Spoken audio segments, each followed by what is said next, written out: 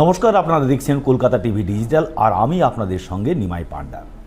Iran এবার বদলা নেবে, তার কারণ যে তাদের যে ইরানের সবথেকে দীর্ঘতম সেতু B1 তাতে হামলা চালিয়েছে ইসরায়েল এবং আমেরিকা। মুহুর্মুহু গোলাবর্ষণে একাংশ ক্ষতিগ্রস্ত হয়েছে। এই বৃষ্টি তৈরি হচ্ছিল এবং এটা হচ্ছে তেহরান এবং কারাজ শহরের মধ্যে সম্পর্ক বা সংযোগ স্থাপনকারী এই সেতু বৃহস্পতিবার দিন তাতে হামলা চালায় ইসরায়েল এবং আমেরিকা।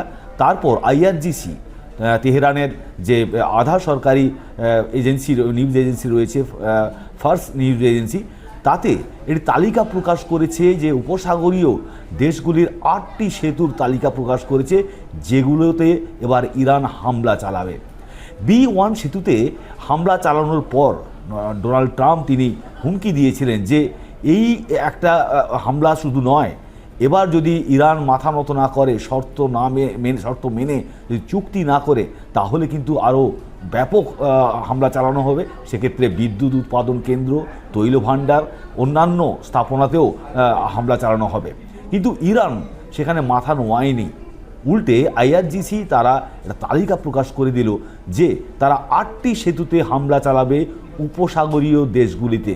কোন কোন সেতু? সেখানে ফার্স্ট নিউজের যে প্রতিবেদন অনুযায়ী হিট লিস্টে রয়েছে কুয়েতের শেখ জাবের আল আহমেদ আল সাবা সমুদ্র সেতু, সংযুক্ত আরব আমিরশাহীর শেখ জায়েদ আল মাকতা এবং শেখ খলিফা সেতু, এছাড়াও বাহরিনের কিং ফায়েদ কাজওয়ে, সৌদি এবং বাহরিনের সংযোগকারী সেতু, জর্ডনের কিং হুসেন দামিয়া এবং আবদুন সেতু। বোঝা যাচ্ছে যে এই সেতুগুলি যে দেশগুলোতে হামলা চালানোর কথা বলছে এবং যে সেতুগুলো সেগুলো অত্যন্ত গুরুত্বপূর্ণ।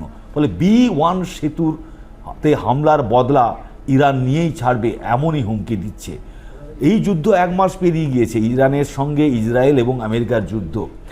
যে সমঝোতার কথা বা চুক্তির কথা বারবার করে ডোনাল্ড ট্রাম্প দাবি করছেন বা তিনি বলছেন যে ইরান কার্যত মেনে নিয়েছে, ইরানের থেকে পাল্টা বলা হচ্ছে যে তারা কোনো চুক্তিতে, অর্থাৎ আমেরিকার চুক্তিতে তারা কোনো রকমভাবে রাজি নয়। তাদের নিজস্ব যে চুক্তির বা শর্ত রয়েছে সেটা মানতে হবে।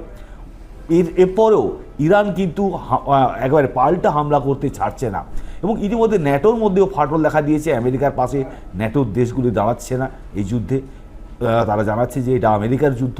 ফলে সব মিলিয়ে যেভাবে B1 সেতুর ওপর হামলা করার পর ইরানের পাল্টা হামলার যে হুমকি এবং 8টি উপসাগরীয় দেশগুলির খুব গুরুত্বপূর্ণ 8টি এমন সেতুকে বেছে নিয়েছে ইরান IRGC, যে সেগুলোতে হামলা হলে কিন্তু বিপর্যস্ত হবে এই উপসাগরীয় দেশগুলোর যোগাযোগ ব্যবস্থা।